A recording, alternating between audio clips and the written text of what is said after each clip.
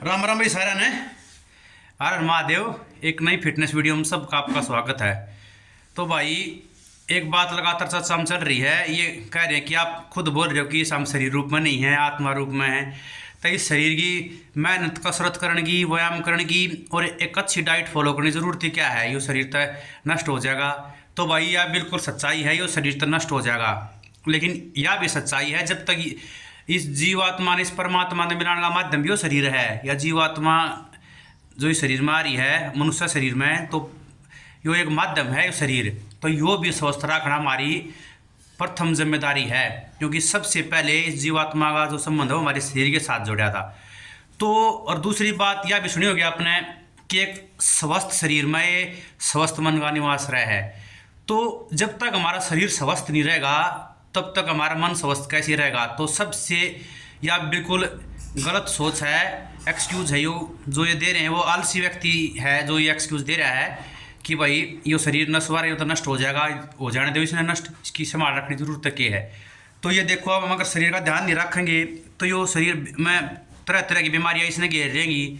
और आदमी उन बीमारियों के बारे में सोचे जाएगा। बीमारियाँ अगर शरीर में कोई पीड़ा है, कोई बीमारी है, किसी अंग में कोई दर्द है, आप देखो हमारा ध्यान सारी उड़े रह रहा है, हम उससे चीज़ का चिंतन करे जाएंगे तो फिर परमात्मा का स्मरण किस समय करेंगे हम? तो भाई इसलिए कहूँ मैं कि शरीर ने स्वस्थ रखना हमारे लिए नितांत आवश्यक है, बहुत ज़रूरी है। क्योंकि अगर स्वस्थ शरीर रहेगा, ये बीमारियाँ तो बचा रहेगा, शरीर में कोई व्याधि नहीं होगी, कोई पीड़ा नहीं होगी, तभी हमारा मस्तिष्क है जो, या हमारा जो मन है वो परमात्मा में लग सकता है। क्योंकि बीमारी आप तबारे बता दी, शरीर के किसी भी अंग में एक में दिक्कत आ जाओ, सारा तो अपना जो ध्यान है ना, कॉन्सेंट्रेट लेवल है वो उड़े ही रहेगा, और उस मन में और कुछ आवे को ना, वह चीज़ भड़क जो शरीर में है वह उस समय ध्यान रहा रहेगा। तो भाई शरीर ने स्वस्थ रखना सबसे ज़्यादा ज़रूरी है और हमारी पहली प्राथमिकता है और पहली जिम्मेदारी है। तो इसने स्वस्थ रखो और मेहनत शुरू कर दो।